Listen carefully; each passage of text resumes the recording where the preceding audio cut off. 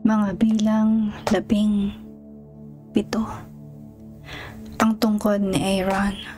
Sinabi ni Yahweh kay Moises, sabihin mo sa mga Israelita na ang pinuno ng bawat lipi ay magbigay sa iyo ng tig-isang tungkod. Isusulat nila ang kanilang mga pangalan dito. Ang pangalan ni Aaron ang isusulat mo sa tungkod ng lipi ni Levi, sapagkat bawat pinuno ng lipi ay dapat magkaroon ng iisa lamang tungkod.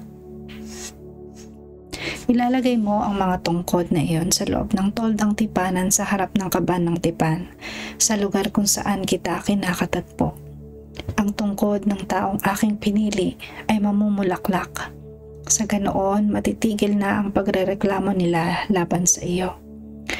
Ganoon nga ang sinabi ni Moises at nagbigay sa kanya ng tungkod ang mga pinuno ng bawat lipi. 12 lahat, pati ang tungkod ni Aaron. Ang mga ito ay inilagay ni Moises sa harapan ni Yahweh sa loob ng toldang tipanan.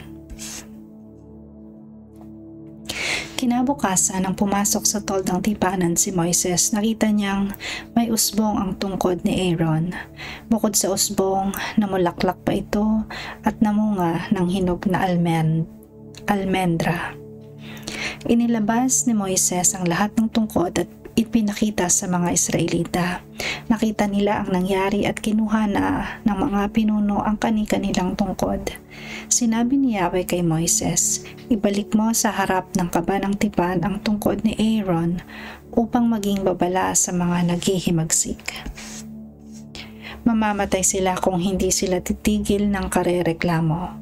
Ginawa nga ito ni Moises ayon sa iniutos ni Yahweh. Sinabi ng mga Israelita kay Moises, mapapahama kami, mauubos kaming lahat. Kung mamamatay ang bawat lumapit sa toldang tipanan ni Yahweh, mamamatay kaming lahat.